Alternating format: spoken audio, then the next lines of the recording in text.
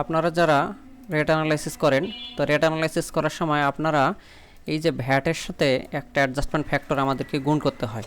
তো এই অ্যাডজাস্টমেন্ট ফ্যাক্টরটা কিন্তু এই ভ্যাটের পার্সেন্টেজের সাথে পুরোপুরি নির্ভরশীল। যেমন 7.5% ভ্যাটের জন্য 1.08 অ্যাডজাস্টমেন্ট ফ্যাক্টর, কিন্তু এটা কোনো কারণে যদি এটা চেঞ্জ হয়ে যায়, যেমন 10% যদি ভ্যাট হয়, তাহলে অ্যাডজাস্টমেন্ট ফ্যাক্টরটা অবশ্যই চেঞ্জ হবে। কিন্তু এখানে যেহেতু চেঞ্জ হয়নি, আমরা এটাই শিখবো কীভাবে এটা চেঞ্জ করতে হয়। এই জন্য আপনার এখানে সূত্র দেবেন ইকুয়াল 1 ভাগ উইদিন ব্র্যাকেট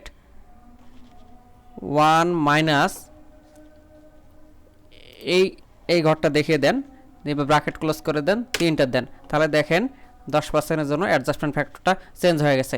এইভাবে করে যদি আপনারা 12% ভ্যাট হয়, তাহলে অ্যাডজাস্টমেন্ট ফ্যাক্টর চেঞ্জ হয়ে যাবে। আবার যদি আপনারা 7.5% দেন, দেখেন ঠিক আগের জায়গায় চলে গেছে। তার মানে আপনারা এই সূত্র করে নিলে অ্যাডজাস্টমেন্ট ফ্যাক্টরটা অটো চেঞ্জ হয়ে যাবে।